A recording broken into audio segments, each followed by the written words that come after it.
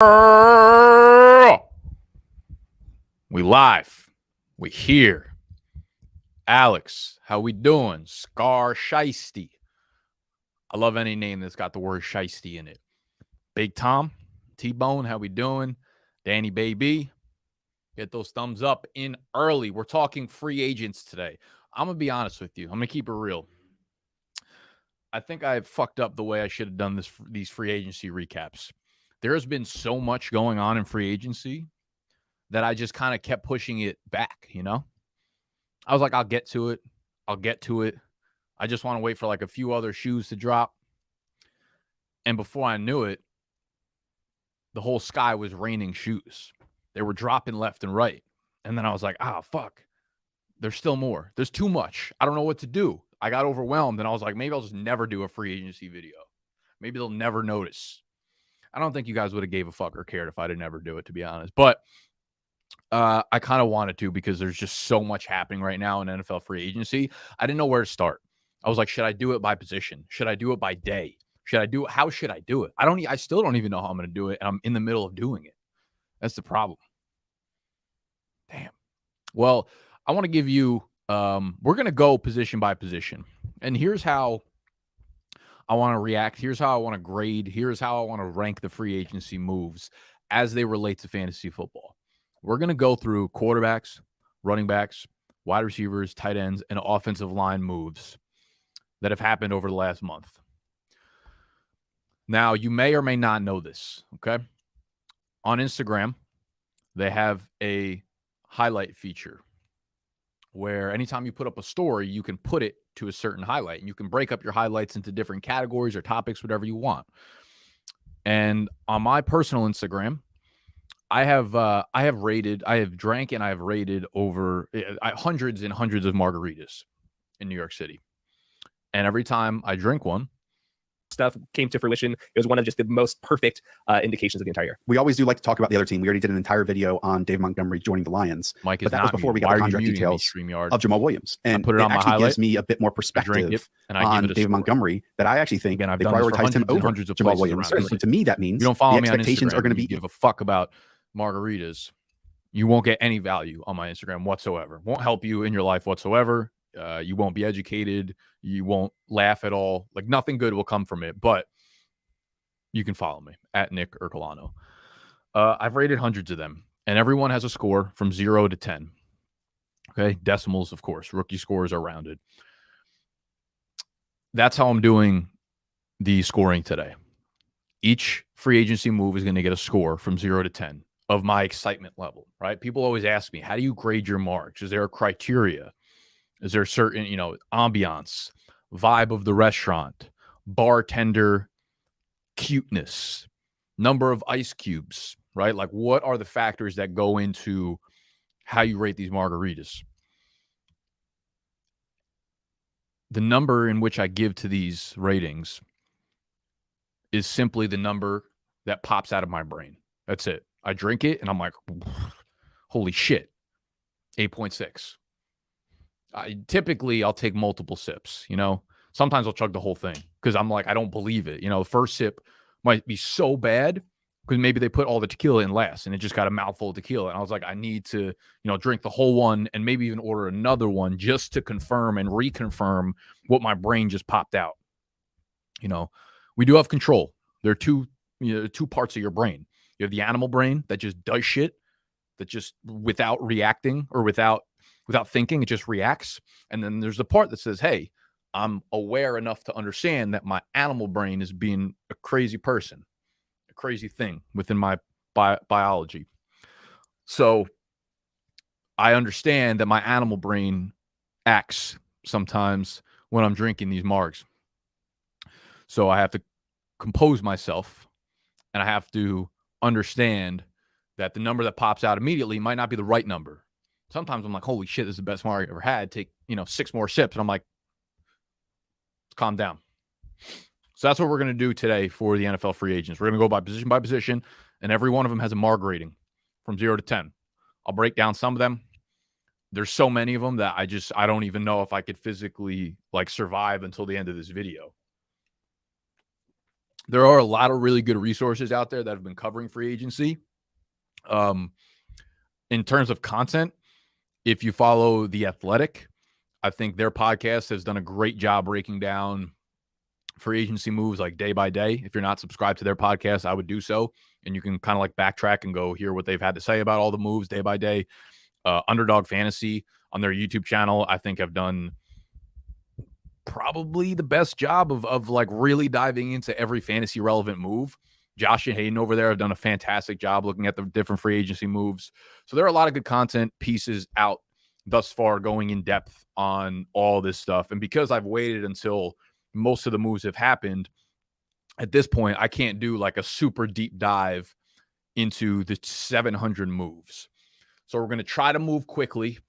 We're going to try to move as fast as I can, giving you the ratings. And if there's something that stands out, you know, if they're like, okay, this is this fucking 6.1, kind of excited about it, it's whatever, you get the gist of it, we'll move past. But, you know, if we have like a 9.2 on the Richter scale, we might dive in. Monster needs to come out with a Marg flavored drink. We're tucked.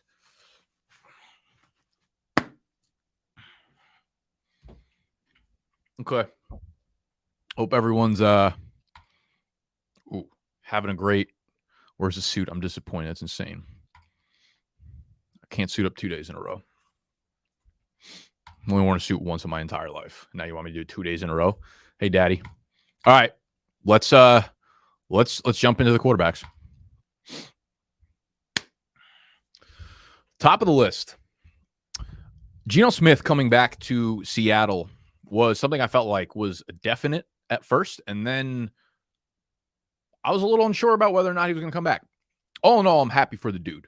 I'm happy that he's gone through the tumultuous parts of his career, and he's came out unscathed. He got the 3-year, $75 million contract. Also, actually, before we dive into numbers and stuff like that, there's so much, I don't want to say misinformation that goes out during this time of the year around free agency signings and contracts and stuff like that. Not misinformation, but people put out this information to the masses without any good context behind it. So, especially as it pertains to like trading big name players, trading veterans like the Jalen Ramsey, and then these contracts. So, with a guy like Jalen Ramsey or any of these players who end up getting traded, and all they get in return is like a 4th or a 2nd or, you know, a 3rd and a 5th round pick. And everyone freaks out. They're like, oh my God, you got, you know, Jalen Ramsey. What did he even go for? A 2nd round pick or something like that? You got this guy for a 2nd or 3rd round pick. Outwardly to the public, it looks like a crazy steal. I get that. That does make sense. But what you have to understand is the contracts typically that come along with these guys, as well as their age and their age relevant to when their contract is going to be up, matters tremendously in these situations, because it's not about like these owners have infinite money. These owners have deeper pockets than you'll ever. You can't make a pair of jeans with deeper pockets than these. These owners have so much money that the actual number that they give to these players doesn't matter. It's limitless. However, every team has to work within the salary cap on a given year. So it's not like, man, we don't want to pay Jalen Ramsey 4 years, $100 million. The problem comes when you have finite salary cap numbers. I don't remember what the salary cap is. But for instance, say the salary cap is at $200 million. If you give him $25 million per year, that means you're using 10% of your salary cap on Jalen Ramsey, which makes it extremely fucking difficult to build the other parts of your team. So yes, you want good players on your team. But if the contract that he's demanding is going to take up 10 to 15 to 20% of your salary cap, that's going to be extremely problematic to building the rest of your team. It has nothing to do with the owners being cheap for the most part. It has nothing to do with them not wanting to pay. It's not wanting to pay certain premium positions, not wanting to give it a contract extension, especially like a lot of these guys who get moved and you're like, oh, you know, like DeAndre Hopkins about to get moved probably, the Brandon Cookses, the Jalen Ramseys, all these guys are entering age 29, 30, 31 season and all want contract extensions. So it's not only like because they have 1 year left on their deal, it's like going to be $18 million towards your salary cap at the time, which is problematic because a lot of teams just don't have that space at this point. So it's like, yeah, we're giving up a second round pick. Like, wow, what a good swap. But it also means it's really difficult to add other players through free agency. And if it's a 2-year or 3-year deal, it makes you less flexible in the following year. So that's like where these trades come from, where it's not just like the player for a pick, a draft capital pick straight up. Of course, anyone would just make that swap if that's how simple it was. But the barrier to entry there is the fact that the salary cap is finite and every team has to work exactly within the flexibility of that salary cap. And those types of players make it very difficult, which make them less valuable as players going into these types of deals. What the fuck else were we going to talk about? I think that was it. Oh, a lot of the contracts too, like on the face value, they'll be like 3 years, $35 million. All of them are set up very different flexibility-wise. All of them are set up in an aspect that maybe their guaranteed money comes in the first year, or maybe only, 30% of that contract is guaranteed.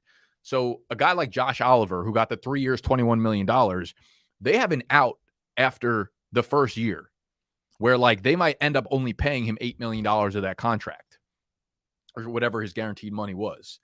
So it's like you could see these surface numbers, but they don't actually mean anything other than what someone's tweeting about it. It's never like a direct translation of what that guy is getting into his bank account and how big of a salary cap hit that player to the team is. You'll almost never see a direct correlation of what a player's total contract is. 4-year, $100 million. That player will almost never end up playing out the 4 years and getting $100 million in his bank account. Very rarely works out like that. Teams always have an out. There's a player option. There's a team option. There are trade clauses. There are salary cap bendings where it's like everything's front loaded. So by the time you get to year 3, you're not actually getting paid anymore. You're getting released probably. All this stuff is very nuanced. So I just wouldn't jump into conclusions as it relates to contracts being tweeted out, as it relates to trades happening with draft capital. Okay. A lot of this stuff is just plugged by like agents or NFL front offices to move some sort of media narrative for whatever reason. Okay. So I don't even know why I'm telling you this. I don't know if anyone gives a fuck. Let's talk about quarterbacks. Geno Smith, I'm just happy he got the deal. This sets Seattle up in a really cool spot where they have a very good team. They have a lot of draft picks, and they could draft a quarterback where they are in the draft. I think they're number 6 pick, I want to say. They're the 5 or 6. They could draft a quarterback like Anthony Richardson if they wanted to and let him sit for a year or 2 years under Geno. So I'm glad they brought him back. The signing, so a lot of these guys are like extensions or re-signings or whatever, like Daniel Jones, etc. Derek Carr gets me a little bit excited just because the Saints have enough pieces on offense, enough explosive pieces on offense that that the quarterback there matters, right? Like Olave could be a great player if he has good quarterback play. But we've had shit quarterback play there, Andy Dalton, Jameis Winston, etc., for a little while now. And it's capped guys like Kamara, and it's capped guys like Michael Thomas, and it's capped guys like, actually he capped himself, straight up suicide. And it's capped guys like Chris Olave. But Derek Carr at worst gives you a medium quarterback, right?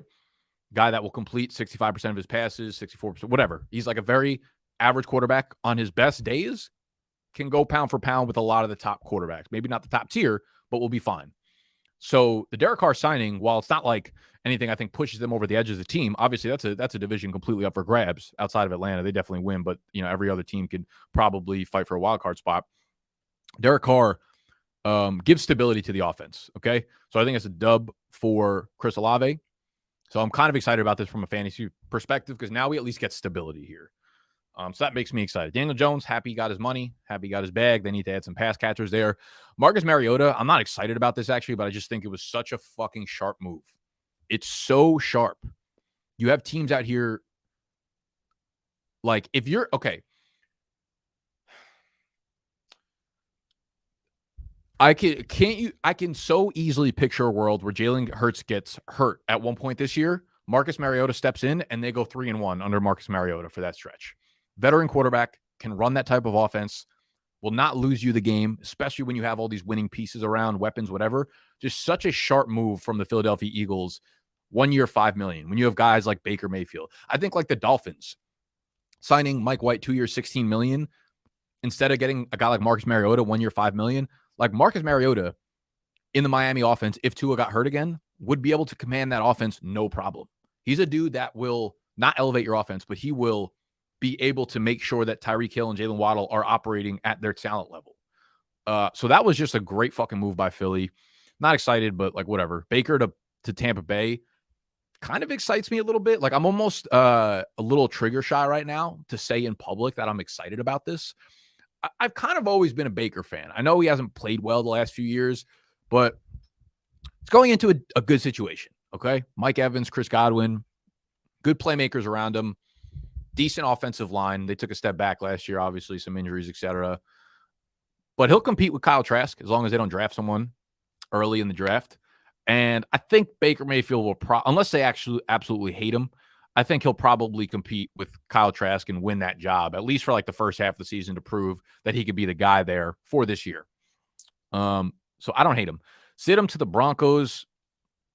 It's fine. I think it was kind of weird that the Raiders kind of let him dip because he had like a nice little showing there. If he's a young quarterback of the future, like why not just test him out and see what you have there? Maybe you run into a Brock Purdy situation. Who knows? I feel like that was a weird move, just letting him go at his young age. Good signing for the Broncos if Russell Wilson nosedives. And I know Sean Payton apparently doesn't really like Russell Wilson. I mean, he could be a guy who steps in, gets some starts this year. Darnold to the 49ers. This is like a funny time of the year where everyone convinces themselves to get really excited about things that I feel like they're being dramatic about. Like Sam Darnold to the Niners, like, oh, there you go. Like he's going to revive his career there. It's like, one, he's a third quarterback on the depth chart. Two, it's like everyone's like, oh, we've seen the talent level. It's like, we like really haven't. We've seen the talent level in like 2-game sample sizes. He'll go like 2, maybe 3 games at a time where he like plays well. But like what quarterback has not fucking done that? Every quarterback has done that in their career. You know, we get overly excited. It's like longevity, successful longevity is so important. It's so much more important than just showing flashes of your upside. You need to be able to do it over a long period of time. So Sam Darnold's like, oh yeah, it's fun to theorize about him now. But like during the middle of the season, no one was like, oh, he's so talented. We're so excited for Sam Darnold this year. It's like, no, every time he actually goes out on the football field and plays, he can't string together a month of good football. Like he can never do it. Fuck him. Any other big sign? Jimmy G to the Raiders. It's just such a mid. I don't really know what their plan is. I feel like it's almost like we traded for Devontae Adams. We can't just let him rot with a rookie quarterback. That contract, I think they're pretty locked into him for 2 years, I want to say. So maybe they draft a QB at 7. If one falls to him there, maybe they trade up. But now that you put $50 million into Jimmy G, gets a little dicey. So I don't think Jimmy G is any better than Derek Carr. I think he's worse, especially fantasy wise. So I'm not excited. I gave him a fucking 3.3. A 3.3. All right. Here's how I would rate the Marg ratings. If it's above a 7, I enjoyed it. Anywhere in the 7 to 7, anywhere in the 7s range, I'm like, excited enough, and I enjoyed it. Over an 8 it's a rare emotional level that you're getting out of me. If you follow me on Instagram and I put up a Marg that's over an 8, I'm genuinely excited about it. There have been maybe 4 to 5. Listen, I've tried hundreds of Margs in New York City. There have been, I want to say, 5 places in the entirety of my Marg drinking career that have gotten above a 9. And no, there have never been a 10. There's never a 10. There never will be a 10. Because if I find a 10, that just means I found the perfect margarita and I just have to stop rating them. I'll have to move on to a new drink. Not happening. There have been 5 scores over a 9. So that's how my rating system works. If you dip below a 6, you're not good. You're not good for business. Okay. I guess I should have ranked Marcus. I'm not excited about Marcus Mariota. These scores are for fantasy. All right. So I'm not excited about Marcus Mariota, but I just thought it was a sharp ass move from Philadelphia's front office. Jacoby Brissett is another dude who falls into that like Sam Darnold category. People are like, oh, Jacoby Brissett, what a sharp signing. It's like Jacoby Brissett fucking like is whatever. He's whatever. Browns were like 4-7 last year. He threw for 280 yards like one time in 11 starts. He was also surrounded by like very good weapons, an incredible run game, really good offensive line. It was almost like the Jalen Hurts situation for Jacoby Brissett. And Jacoby Brissett was like, And now he's 1 year older. It's whatever. Like he'll compete with Sam Howell, but let's not romanticize Jacoby Brissett over here. Let's everybody relax. What else we got? Taylor Heineke, the Falcons, 0.1. Lamar Jackson, tagged by the Ravens, 0.1. I never really gave my opinion on this whole situation. Thought he was going to be a Falcon. So that score is like excitement followed up by disappointment, you know? It's people tweeting out ignorant things coming off the combine weekend. Like Falcons front runners to get Lamar. I thought we had it locked up. I was on the NFL website ordering custom Lamar Jackson Falcons jerseys. I almost pulled the trigger. I almost ordered it. What if you didn't go to, and now he doesn't go to Atlanta? I'm out here wearing a fucking Lamar Jackson Atlanta jersey. Almost made a fool of me. 0.1 Baltimore. Hate this fucking game that you're playing. Grow up. Cooper Rush. I'm not really sure why I gave him a negative 51.5. I got nothing against Cooper Rush. Just an uninspiring move. Probably should have just left him off the list. I think I might have just like read a tweet at the time. Like at the time I was scoring that score in particular, I just probably read a stupid tweet or watched a fucking dumb TikTok that kind of pissed me off. So I was like, all right, cool. I'm just pissed right now. Negative 51.5. Running bikes. All right. So we have three guys that caught the tag. We have Tony P. We got Josh Jacobs. We got Saquon Barkley. So Pollard's the only one that rated above an 8, which again is a high excitement level. The reason I think there's probably a lot of people that will get far more excited about Tony Pollard than I will. I'm kind of looking at this from a long-term perspective. There's a few different vantage points that we could touch on here. Zeke is going to be a post-June 1st cut, or he's designated as that. That's kind of weird. I don't really understand how that works. Like, I feel like that puts him in a terrible spot because by the time June 1 comes, I'm assuming he can't have like a contract or can't get a trade or something before then. By the time June 1 comes, every team kind of has their depth chart. The NFL draft has come and gone, so they're already have used their draft capital on running backs. So I feel like it puts him in a terrible position. So I'm not really sure like how this works for Zeke. But he won't be with Dallas next year. Tony Pollard obviously had a monster breakout year last year. Will be the RB1 there. Thing about Tony P is he'll be 26 going into this year, and they tagged him. Now, going into next year, he'll be 27. And let's say he has a good year, but not a great year. Going to be 27 the following year. Is a team, I mean, we're seeing what's happening with Austin Eckler right now. Austin Eckler's 27, I think.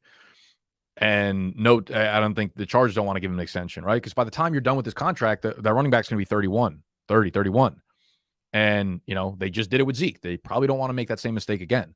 So I get a little bit nervous that Tony Pollard is going to catch the tag this year, possibly again next year.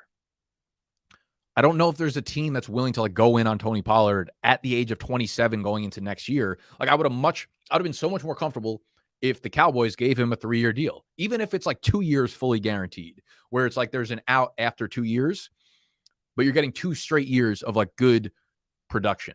And I think you'll get great production out of him this year. I just like, if he gets injured or some shit, right? If he gets injured, misses like 6 games with a high ankle sprain or some shit, teams are going to be like, you like to think about best case scenario. It's really easy to be like, Tony Pollard is going to be an RB1 this year. Then he's going to get a 3-year fucking $35 million deal next year. There are way more outs for this type of situation to go poorly for him. If the offensive line in Dallas does poorly this year, his performance will be poor. If he has a high ankle sprain that keeps him out for 6 games, is there going to be a team that sees him next year and says, we've actually never seen this guy operate as a workhorse. We've never seen him be able to hold up throughout the course of a season, touching the ball 300 times. Let us give him workhorse money. Let him be part of our plan to be a workhorse in 2024, 2025. Very unlikely. So I'm excited for him for this year for the tag. Long term, I have my hesitancy about Tony Pollard because he's older already.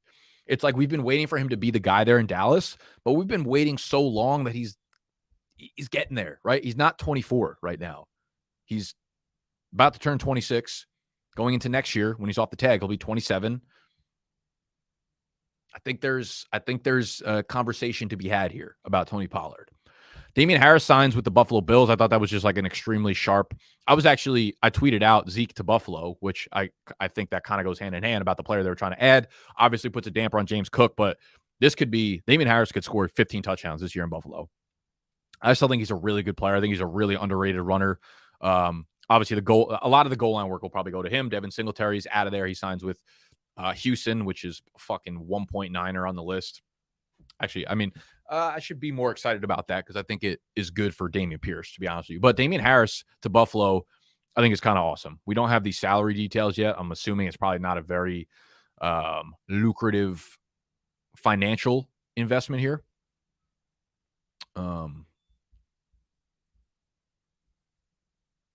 Sorry, just making sure.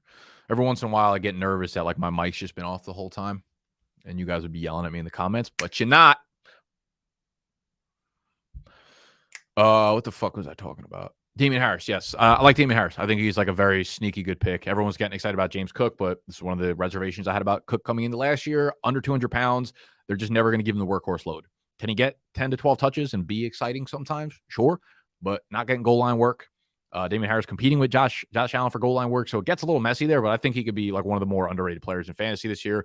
Rashad Penny going to the Eagles. I get the excitement level. I do. I understand it.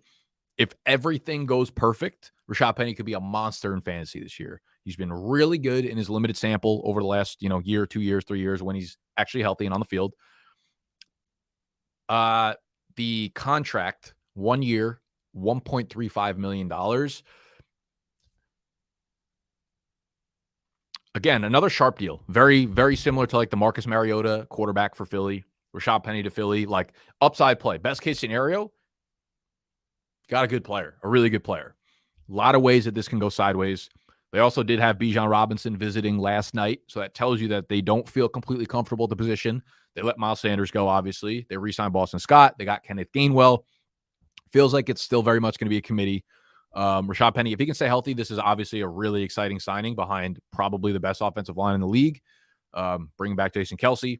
So exciting for sure. I'm not going to get out over my skis because I think that contract kind of tells you the way that they feel about him or the comfort level or the overall, like, how big of a part of a plan you're going to be to our offense. Again, last year suffered a very big injury for like the 7th fucking consecutive year.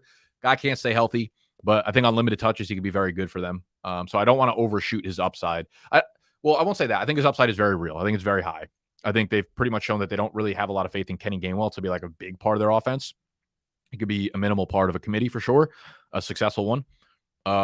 But also with Rashad Penny, like you're getting Jalen Hurts stealing fucking 15 touchdowns a year on the goal line. Rashad Penny, the upside is very much there, but the likelihood of that upside hitting is also very much not there. So don't want to get out over my skis. Josh Jacobs, I think my excitement level at 7.5, which is a fucking high score, is the fact that they re-signed him and it's like the same staff there, which tells you that like them denying his 5th-year extension or 5th-year team option, but then putting the tag on him tells you that they're probably ready to roll him back again with the exact same structure that they did last year. So don't be surprised when Josh Jacobs, I don't know if he'll be as effective, but he'll get the same volume. So right now, I feel like where he's going in drafts, like best ball especially, he's a really good value. I think he's going like the 3rd round. So he'll get as much volume as I think he did last year. Same thing with Saquon. Nothing much to talk about there. Miles Sanders. So the next three guys are big shakeups. Miles Sanders goes to Carolina, 4 years, $25 million. So $6 million a year. Like, again, the number seems big when you see like $25 million to a running back, but over 4 years goes to Carolina. Carolina's building up a really strong offensive line. They still have a ton of pieces that they need to figure out, offensively and just the whole team overall. Reunites with Deuce Staley, running back coach, which is where he had his, I don't want to say best years because his best year was obviously last year, but his most volume-based year, especially from a 3-down skill set. Had a ton of targets when he was with Deuce Staley in Philly. His target numbers and his pass catching stuff has dipped off tremendously the last couple of years. With Deuce Staley, I get that he liked Miles Sanders a lot in Philly, and this, I think you could twist this into being an exciting move. Deonta Foreman is out of there, I think, for the most part. I don't think he signed. Oh, yeah, he did. He signed in Chicago. So he's out of there. They have Chuba Hubbard. Chuba Hubbard is fucking the definition of mid. So I think Sanders gets a lot of work. I do have hesitancy whether or not this will be a committee. I know they gave him the money, but they didn't give him like a crazy amount of money. Deuce Staley has turned into like a complete running back by committee guy as well. Like we saw, he came over from Detroit. He was with the Detroit Lions backfield for the last couple of years. And that obviously worked as a committee. And he had spoken about it multiple times. He came out in the offseason. He came out throughout the years talking about how he wanted to have a committee there. So it's going to be a bad offense. So his touchdown opportunities will not be anywhere near what they were last year. I think he's a fine RB2. He might have enough volume to make him like a top 15 fantasy running back. I think there's a chance that his efficiency numbers here won't be that high, and that could make him dip down to like, RB23, RB24 in that range. So I'm not overly excited about the move. David Montgomery goes to Detroit to fill in for Jamal Williams, while Jamal Williams goes to New Orleans. Now, David Montgomery gets 3 years, $18 million. It's a bad move for Montgomery, fantasy-wise, because, there's nowhere besides Chicago he was getting all the touches, right? He was a complete workhorse. He's not going to get that in Detroit with DeAndre Swift. I also still think DeAndre Swift is a value. I like David Montgomery. I mean, you look at what Jamal Williams did last year, obviously, fucking 40-plus carries inside the 10-yard line. Beast, scoring touchdowns, led the league, all that kind of shit. You can imagine a world where David Montgomery does something similar. Obviously, you can't bank on the same touchdown numbers, but you can bank on a lot of volume, double-digit carries per game, a lot of goal line opportunities, which I think is very clear that's what they want to give him. This will be a committee between him and Swift, without a doubt. I think both of them are like back-end RB2s for right now. I'm sure one of them will end up finishing the season with like 12 touchdowns and end up being a very good value pick. But with David Montgomery, I mean, he's not going to be a 3-down player anymore. He's not going to get 75% of the touches anymore in the backfield. Can he be efficient? I think this Lions team is actually going to be super fucking good this year, even under Jared Goff. I think they've put all the pieces in place. I think this was just like signing a good football player that has a tough mentality, add to that type beat that they got going on there in Detroit. So I like the signing from a real life perspective more than I do for fantasy because it makes it a really messy backfield. I also think DeAndre Swift is a really fucking good running back. I was putting together a dynasty video that I was doing research for, and it was dynasty players to buy at an all-time low.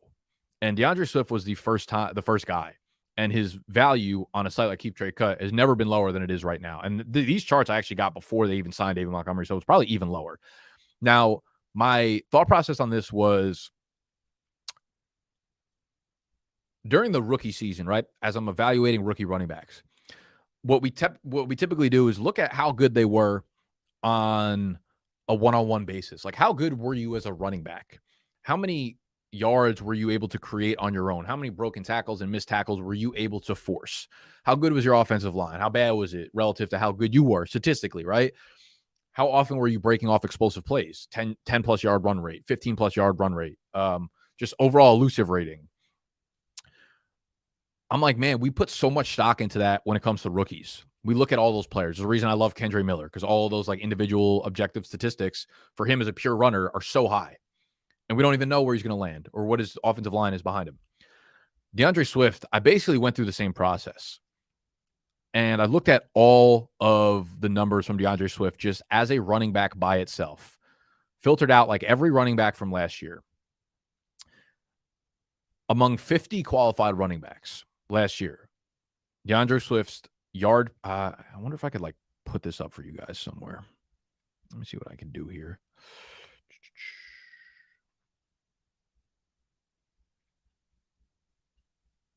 Give me a second.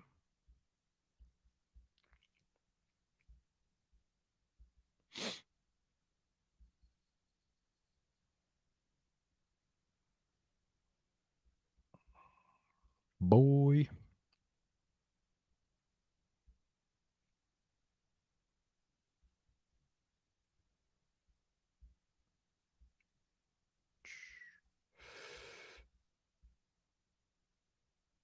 All right.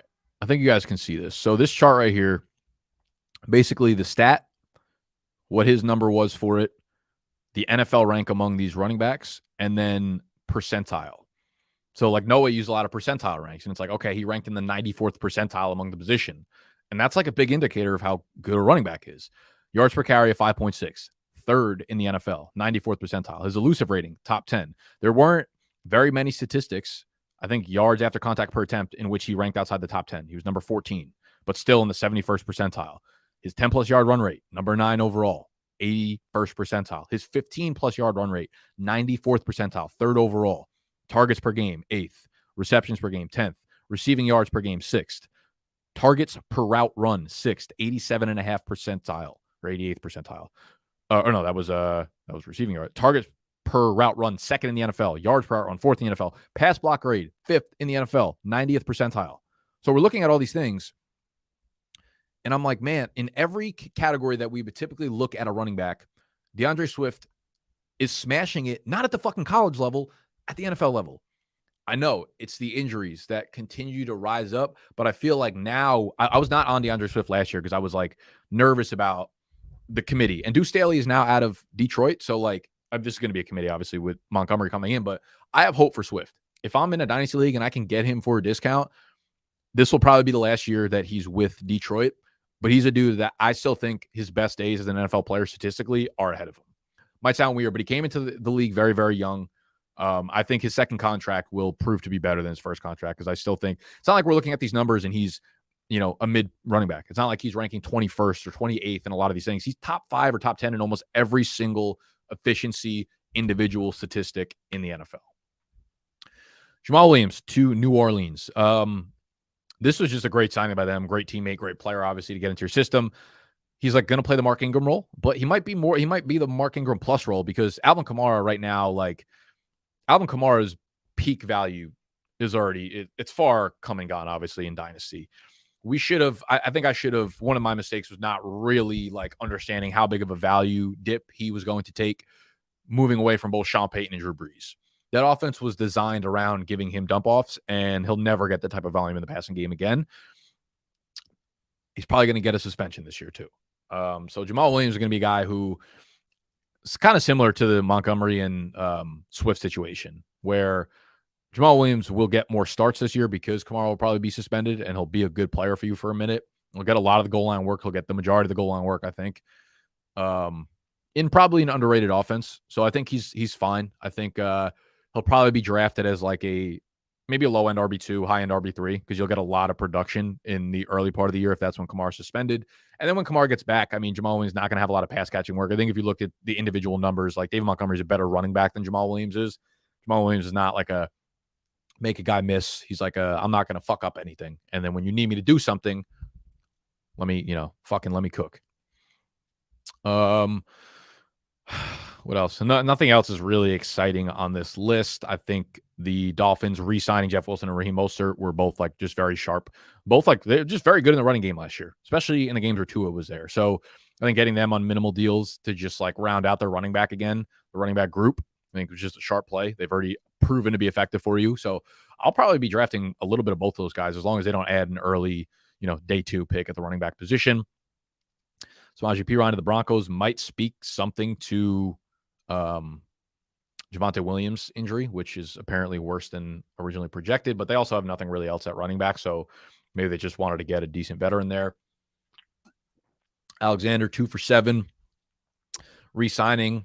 I guess it doesn't really look like Dalvin Cook's going to get traded. This is definitely like backup money, obviously. It's less money than Samaje Perine. They clearly don't believe in him to be the future of the position unless they fucking swindled him and then they trade Dalvin Cook and now they have him on a 2-year, $7 million deal. That'd be sharp as shit. But yeah, Madison's just going to be Madison. I think so. It is what it is. Yeah, Foreman to the Bears kind of pissed me off because I wanted them to let Khalil Herbert just absolutely rip. Foreman probably get enough work because he was good enough last year.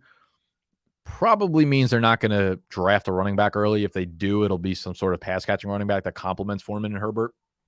James Robinson to the Patriots is just like, I don't know what the fuck that is. I don't know what they're doing in New England there. Devin Singletary to the Texans. Like, I guess that's kind of good because now, I don't know. I saw a lot of mock drafts where Houston was drafting guys like Zach Charbonnet, early 4th round, end of 3rd round. And I'd rather have Singletary there, who I don't think is very good outside of a Buffalo offense. So I don't know. Singletary signing was a little bit weird. I don't think he really complements Pierce. I think he's just like a worse version of Pierce. Kareem Hunt, Jerick McKinnon still free agents. Let's move over to the wide receiver positions. Atlanta with one of the sharpest signings in free agency this year, possibly in free agency history. Matt Collins at 9.9. This move pretty much cements the fact that Super Bowl goes through Atlanta this year. I haven't talked about Carolina trading up to the number 1 overall pick, so I guess I will get my thoughts about that on paper now for you guys to crucify me. Here's what I want to say. Everyone sees trades and they immediately like want to pick a winner and a loser. Everything is black and white. Like, oh, this team got fleeced. This team fucking dominated that trade. It's very easy to look at what Chicago got and be like, wow, they absolutely dominated that trade. What a sharp move. That's such a fucking easy position to be in. You have who you think the quarterback of the future is in Justin Fields and the number 1 overall pick. It is way harder to fuck that position up than it is to actually get a good deal out of that position. Did they get a good deal? Yeah. Like, they're set up phenomenally for the future. But, like, it's so easy to look at the trade now and get excited. But that's only because you had to suffer for fucking 4 years of shit football. Like, absolute shit football. So it's easy to get jealous of the Chicago Bears. But, like, you weren't jealous of them last year while they were playing football, or the year before, or the year before. Like, I don't think they're worth commending in this move. Like, that was so fucking easy. Imagine fucking that position up. Having the quarterback and the number 1 overall pick. Fucking light work. But I am getting a little bit more excited about DJ Moore and Justin Fields. I think Justin Fields, night and day improvement from last year to this year in a passing angle. We obviously know how good he was from a rushing perspective. He was awesome. I think he was a great college passer. That doesn't always translate to being a great NFL passer, but like, literally, he had fucking nothing to work with last year. They did not give him a single weapon to work with. They did not give him any O-line signings last year. And this free agency couldn't have been any different. They get him DJ Moore. They traded for Chase Claypool last year. Darnell Mooney. What DJ Moore does is make the entire offense more effective because it takes so much responsibility off of dudes like Chase Claypool and Darnell Mooney to just operate as a 2 or 3. Those guys are best as role players. But when you're forced to be the number 1, you can't play the role that you're designed to play. You have to be the do-everything alpha on the offense. Now both of them can be role players. Now Chase Claypool can be a possession guy. Now Darnell Mooney can be a deep threat guy, while DJ Moore operates as the 1, as the alpha, which he has done every year in Carolina. So I've been getting more and more excited about DJ Moore's prospects and just building with Justin Fields as a player. So I'm excited about that trade, as you can see, 7.8. Michael Thomas, my 3rd most excited player on this list. I think he's in for a bounce back here. I couldn't have been further away from the dude last year. Wanted absolutely fucking nothing to do with him. This is just kind of a vibe feel, to be honest. I think he's going to have a bounce back year this year. I don't think it's going to be like a top 12 play, but I think Michael Thomas, wherever he's going right now, I'm assuming he's probably getting picked as like the wide receiver fucking 45 or 50. I think with Derek Carr, he's going to revive his career a little bit. I think he will finish as, I don't know, top 30, maybe top 25 wide receiver. I think he's probably one of the better values in all fantasy right now for redraft for this year. I think he's over the injuries now. You know, everything from coaching and front office has been like flipped over to the point where that old regime where he had problems with is done, taken care of. He should be fully healthy going into this year. And I think where you're able to draft him now, as opposed to last year where people are trying to get him in like the 6th round, which was insane, given all the smoke and all the red flags that were surrounding him. I think most of those are gone. And you're having a fresh offseason to work with Derek Carr and a new quarterback. So I actually like Michael Thomas. Cooks goes to Dallas. I think it's just a great NFL play because they have like really nothing behind CeeDee Lamb. And now they're going to be a much different offense because Kellen Moore's out of there. He's now in LA. He's now in LA with the Chargers. So they're not going to pass as frequently. I think they will probably bring in another running back, and this will be a run-heavy offense, but they're going to throw enough to the point where like CeeDee Lamb and another receiver, Dalton Schultz is out of there, obviously, signed in Houston. So Cooks will be the number 2 target there most likely. So I think by volume, just by sheer force, he'll probably end up with, 900, 950 receiving yards this year in Dallas. So good trade there. What else? Nothing else really excites me. Darius Slayton was more just like, I'm happy for him. I like him. I like him re-signing with New York. Good playmaker. Nothing really great about fantasy. Jacoby Myers goes to LV. We're like, here's the thing. I think we saw best case scenario with Jacoby Myers. There's not another NFL team in the league outside of whatever the fuck you would consider the Patriots receiving core to have been last year that will have Jacoby Myers operating as a wide receiver 1. There just wasn't a situation in which that was ever going to happen again. And now he's moving over to Las Vegas, where he's got Jimmy G. Devontae Adams is obviously going to suck up 165 targets. So Jacoby Myers is just like a very uninspiring. He was already an uninspiring fantasy player. On his best days, he was like a wide receiver 2, maybe. I think this is, I'm fucking not drafting his ass. I kind of like Robert Woods, though, to Houston, to be honest, because they don't have a 1 there either. They have Nico Collins, whatever. John Mechie may be coming back. Robert Woods now 2 years removed from the ACL. I know he's old, so it's like, does it even matter at this point because he's so old? But it was hard to get on board with him last year, being like ripe off of a mid to late season torn ACL. Kind of fuck with him this year. I kind of think he's going to be a decent value play because they're going to draft a quarterback, and they will have, whether it's Young or Stroud, they will have an accurate quarterback under center. And Robert Woods will be playing the slot, basically. I wouldn't be surprised if he goes for 750, 800 receiving yards this year. Kind of like Woods as a value. Kind of hate Juju Smith going to the Patriots. Again, he's not a separator. He is horrible versus man coverage, which is where Jacoby Myers kind of prospered. I don't know. I guess they have a plan for him. They're going to let him run amok over the slot, over the middle of the field. They're not a prolific passing offense by any means.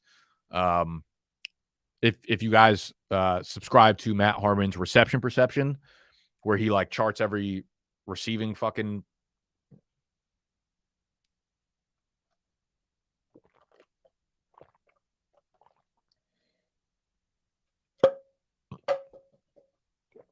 receiver and their routes run and everything, and then splits it up by press, man, zone, and talks about their percentile success rate. Juju Smith-Schuster ranks as like one of the worst receivers against man coverage every year. Even in the year he had fucking 8,000 yards, one of the worst against man coverage. He's been terrible at separating versus man coverage. The offense needs to utilize him as a zone player. And if they could do that, he'll be fine. This is just not an offense I really want to buy. Like, I don't know if I'll go as far as saying I'd rather have Devontae. I might rather have Tyquan Thornton than both of those fuckers. Just give me some upside. Adam Thielen to the Panthers, I think, was good. I think it was just a nice veteran signing.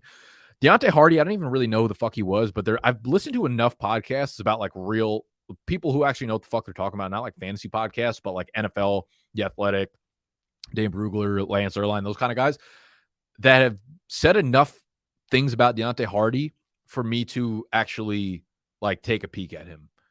They're basically saying like Deontay Hardy is going to be in this offense what they wanted Isaiah McKenzie to be last year. I don't know if I really buy that, but we'll see. Allen Lazard gets a nice money bag because of Aaron Rodgers. He'll play like the Corey Davis role. Not fun. And here are the other free agents still available. Odell, DJ Chark, Mecole Hardman, Jarvis Landry, Julio, Olamide Zaccheaus. Julio didn't retire? I thought he retired. Marvin Jones. Yeah. I don't give a fuck. Let's go to tight ends. Falcons up there again. Unreal trade by them. Jonnu Smith comes in, reunites with Arthur Smith. Give that a 9.9. Just further cementing the fact that Super Bowl goes to Atlanta this year. Love the fucking Evan Ingram re-signing or tag, whatever. Evan Ingram was so good for them last year. You're building up the best offense you possibly can around Trevor Lawrence. It would have made no sense for them to let this guy go. And Evan Ingram's like, I don't know where he's getting drafted right now, but it's too fucking low. He just was the tight end 3 and now attached to one of the best quarterbacks in the NFL. I don't see a world where he finishes lower than like the tight end 6. I think it was just a sharp move getting him back there. Let's work our way from the bottom up here. Those other guys, Irv Smith, Foster Moreau, Austin Hooper, not signed. I am very intrigued to see where Irv Smith and Foster Moreau both go because I think they're both good pass-catching tight ends, and a team can get them on a value play and maybe be a starter for them. So I'll keep a close eye on them. Mercedes Lewis, I know it was kind of like a joke that Aaron Rodgers put him on his wish list for players he wants to sign. Mercedes Lewis was both like a top 10 graded tight end in pass blocking and run blocking. So a team would actually be pretty fucking smart to sign this dude as a blocker at the tight end position. Josh Oliver, another dude who fits into that category. He's a great blocker. Hasn't done shit in the pass catching role. Gets a fucking erroneous contract. 3 years, $21 million from the Vikings. -15. Tunyon, don't care. Gesicki going to New England, don't care. He's not a good player. Hayden Hurst going to Carolina, kind of interesting. I don't see this. This is what I don't understand. Carolina goes out and makes moves like Adam Thielen, Miles Sanders, Hayden Hurst, like all moves that don't make your team like tremendously better, but they make you better as a franchise. Why do you got to wait until you blow the fucking top off your franchise to make moves like this? Why don't teams just make moves like this all the time? Why are you not signing these players 2 years ago? Why are we not signing good players every offseason that you can get for a discount? I don't know. I don't fucking know. The NFL just doesn't make a lot of sense to me. Like Hayden Hurst is just a good player to add to your offense regard. Like, what have you been fucking rolling out at tight end, Carolina, that you can't sign a dude like Hayden Hurst on a reasonable deal? Like, the experiment at tight end has been a bigger disaster than the fucking COVID experiments, whatever they were doing out in that lab. I don't know what they've been doing in Carolina. They finally got their fucking head on their shoulders and are starting to run a respectable franchise. Texans get Dalton Schultz. I think the deal came out that it was almost maybe $6 million. Crazy tight end market. The fact that Schultz has the year that he did last year and then gets fucking $6 million, terrible. Houston, hard to really believe in that passing game. That, like I said, they signed Robert Woods, but like the upside in that passing game is not one that I really want to buy into. I don't know where you can get Schultz. Maybe you can get him at like tight end fucking 14. And at that case, I guess I'm a little bit excited about it, but I don't know if he's good enough to like make a ton of plays on his own. He might have been just as much of a product of the Dallas offense as he is like good of a player. And you don't get that one side of the equation now being in Houston's offense. Darren Waller goes to the G-Men. They make this move. I think it's really easy to get really excited about this move as soon as it happens. I think Darren Waller has not really been good on a football field in like 2 years. And anytime someone is older and we're trying to rechase their prime while they're no longer in that age prime place anymore, it gets risky. So the upside is there because Waller's fucking super athletic and he's a beast, and they have nothing going on in New York. This was also the same franchise that gave Kenny Golladay like $1 billion a few years ago, and now he's not on their team anymore. He won't be a dude I'm drafting like as a top 4, top 5 tight end like he has been the last few years. If I can get Darren Waller down at like tight end 8 in drafts, tight end 9, I'll draft him. If I actually have to pay for the Darren Waller of fucking 3-4 years ago, he won't be the guy for me. If he can stay healthy the full year, which is a huge ask for him at this point, he can probably rack up a ton of fucking targets there. I always side on pessimism as it relates. We've seen these stories play out so many times. We've seen the red flags. We've seen the injuries at the older age start to add up. We've seen the let's chase the prime that he hasn't actually shown us in fucking years. Very rarely does it hit. Every once in a while, sure. But like, I don't typically like to just throw my chips on those types of bets over and over and over again. I think it's bad process. I think it leads to a lot more fucking L's than it does dubs. So Waller, 6.8. I'm not unexcited about it, but I'm not making a fucking reservation at that restaurant, at that bar to go back and get that mark. You know what I'm saying? You flip those 8.6. I'm on Resi. I'm like, let me know when a fucking dinner, let me know when a 7:30 on a Friday night opens up. I got my phone sitting there with my fingers ready to pull the trigger. I'm drafting him at tight end 3 because I'm so excited about it. Just not where I'm at with Waller. I have soaked the flames on that excitement a little bit because of what we just haven't seen the last few years. Let's move over to O-line. Now, O-line is an interesting one because we have 2 just like incredible signings.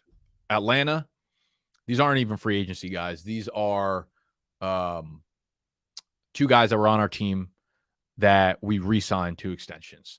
Caleb McGarry, Chris Lindstrom, 9.9. It's just incredible signings by Atlanta. Just further cementing that the Super Bowl runs through us. Everybody's excited about O-line fucking signings. It doesn't matter if you're signing some shit player or you're signing some dude to a 3-year, $86 million deal. No one knows shit about the O-lines, okay? Any O-line signing, in my opinion, is good. Good depth, whatever. If it hits, awesome. If not, whatever. Move on. I think a lot of these signings, what you could do if you have PFF, like if you subscribe to the PFF Premium, I also want to say Chris Lindstrom, literally #1 overall graded offensive lineman in the entire NFL last year. So absolutely fucking love that signing. Caleb McGarry, #8 overall among all guards, tackles, centers. So 2 top 8 offensive linemen in the entire NFL last year re-signed him. You guys think I'm joking? You guys think this is a biased score? You think it's biased? It's not. It's not. It's real. Everybody else, 8.5. Cool. I'm fucking excited. If I'm a fan of any team, I'm like, sick. We signed some offensive linemen. Like, everybody thinks every offensive line signing is going to be awesome. Usually never. It usually sucks. The Mike McGlinchey signing, 5 years, $87.5 million. Didn't like that. Didn't like that at all. Locking up a lot of finances into a guy who's not phenomenal. Not phenomenal. I think he's average. I think he's fine. I'm not overly excited about that. If you go to PFF, if you go to the premium aspect of their package and you look at the grades, you can look at the overall grades. I think a lot of what these players get signed for, there's 2 categories as it relates to the blocking grades on their site. Obviously, there's run blocking and then there's pass blocking. There's guys who like the Falcons sign who are just elite at both of them. And then a lot of these other guys are one or the other. Some of them are phenomenal run blocking linemen and terrible pass blocking linemen and vice versa. So that's what a lot of these guys end up being. I think the Steelers did an underrated good job of signing some offensive linemen. They had another dude that wasn't on this list for some reason. I think, I actually took off some of the dudes that we don't have the contract details of yet. But I think the Steelers did a sneaky good job grabbing offensive linemen. I think the Commanders I liked as well. Andrew Wiley was a really, really underrated signing. I think, what else do we got? Broncos obviously retooling with McGlinchey and Ben Powers. I mean, listen, if you weren't going to make any other moves, I guess I don't hate the McGlinchey move, but like, fuck them. What else do we got? Yeah, I think the other ones that were interesting are obviously like Chiefs letting go of Orlando Brown, Jawan Taylor coming in, kind of like, going a little bit younger there. Orlando Brown going to the Cincinnati Bengals, good tackle. Probably means Jonah Williams' time might be up there after this year. So yeah, I mean, not much more to say about that, I don't think. And I think we've made it through free agency. What did I miss? I had to have missed something or a lot of things. We didn't I think we manually put most of the trades on the sheet, so I might have missed a trade or two. How we doing? Where's Shaq Mason? I don't think he is signed yet. Oh, does Shaq Mason not have his hold on. I took him off the list. He is somewhere. He did get signed somewhere. Give me a sec.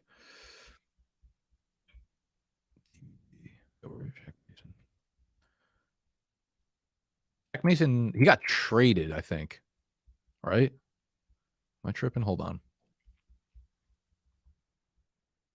We didn't manually put in all the trades, so we might have missed. Lamar Jackson needs the support that T-Law has. All right, so that's the thing. This is realistically, it's really easy to be like, they're not one piece away from the Super Bowl. They're not one quarterback away from getting to the playoffs and going to the Super Bowl. What happens is like what Aaron Rodgers is doing externally and outwardly to the world, where he's demanding players come. When you sign a dude like Lamar Jackson, do you know what happens? All of those dudes that are veterans that have a year, 2 years, 3 years max left in the NFL want to play with a dude like that. Okay? So you sign a dude like Lamar Jackson, right, to your team. And guess what? You might also sign an offensive lineman with them. You might you start to be able to get those guys like, I don't know, the Robert Woodses, the OBJs, like players like that, the Corey Davises that aren't needle movers, but you put them underneath Drake London and Kyle Pitts, and now they're your wide receiver 3, 4, 5 on the depth chart, as opposed to like fucking Alameda Zacchaeus and dudes like that. And the team skyrockets. Players want to play with superstars. You know what I mean? So it moves the needle in many different facets. It's not just like, oh, let's put Lamar Jackson on a shit team and he's going to do everything. It's like, no, it's way easier to start moving the needle on other players, and other players now want to come to a market where they didn't want to beforehand. So let's get that fucking Lamar Jackson trade in place, Atlanta. You piece of shit. Lindstrom better than Zach Martin. He's the best. Literally number one, dog. Traded to Houston. Okay, yeah. Houston now, I mean, they re-signed Laramie Tunsil, which was obviously a great signing by him, or great signing by them. Traded to, yeah, I love that move for them. It was like a very low-risk move, obviously. And now you start to develop a good group of offensive linemen for whatever young quarterback you have coming in. Whether Stroud or Bryce Young. On a free topic, can we talk about aging running backs, what your thought process on them is? I mean, that could be a whole video in itself. Also depends whether or not you're talking about dynasty or redraft. I think very much like the topic I talked about with like Darren Waller. I think where most dudes go wrong as it relates to aging running backs, especially in redraft, is an aging running back will play really well for a team. And as he starts to get up in age, his performance declines a little bit. And like that last year of his contract with them, he doesn't play as well. And then he moves over to a new team where he can get a lot more opportunity, right? We've seen it with like Leonard Fournette a million times. We've seen it with all those types of dudes. And then everyone goes, yeah, he's still in his prime and now he's getting opportunity again. But it's that rechasing of the prime. Once an older player is out of his prime and you try to get back to where he was, talent-wise, it's just not there anymore. You are 1 year too late on it. That's where I think most people make mistakes. So I don't want to go like too deep into the conversation, but it's typically very fucking obvious as it relates to aging running backs and people like rechasing their youth and their prime. But that's as long as they've left their prime. Like they have to have left their prime in order for them to rechase it. A dude like Christian McCaffrey, it's like, yeah, he's older, now he's on a new team. He never left his prime though. He was always fucking amazing. That's not what I'm talking about. I'm talking about dudes who like clearly declined in performance. Like the dead zone running back. Let's see this year. Dalvin Cook's a guy, right? Like, I guess he had a pretty good year last year, but he's not a guy I want to invest in this year. He looked like a step slower to me this year. He didn't catch a lot of passes this year. Like, he looked like a guy that I'm not trying to use an early pick on.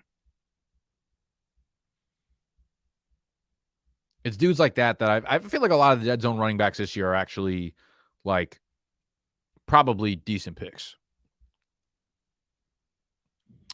A lot of so I went through in this video earlier on. I don't know if someone wants to be a fucking legend and timestamp this thing out. I went through the Rashad Penny signing. I like it, high upside. I wouldn't get overly excited about it. They gave him 1 year, $1 million, $1.5 million. Obviously not like overly excited about him there. They had Bijan Robinson visit yesterday, so it's like oh boy.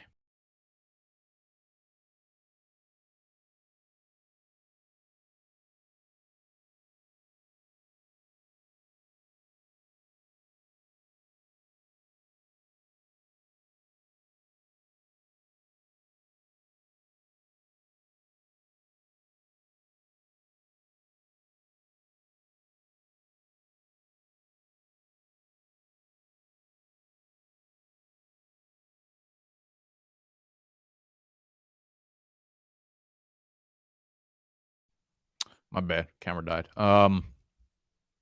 Might die again soon, so I'm probably actually going to dip off. Also, Nick, restock the black and gold row pats. I got you. I think we're going to do that soon. Yeah, I think Gainwell stays in Philly. I just don't think he's going to be that exciting for fantasy. I low-key love.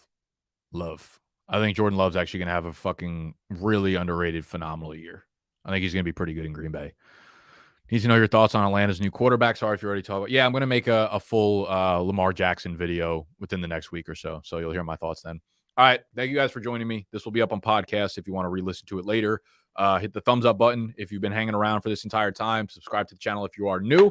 And leave any comments because I'm going to be replying to comments by making YouTube short videos because they've allowed that feature now. I can literally make a video replying to the comments, which is fucking sick. All right. Love you. I'm out of here.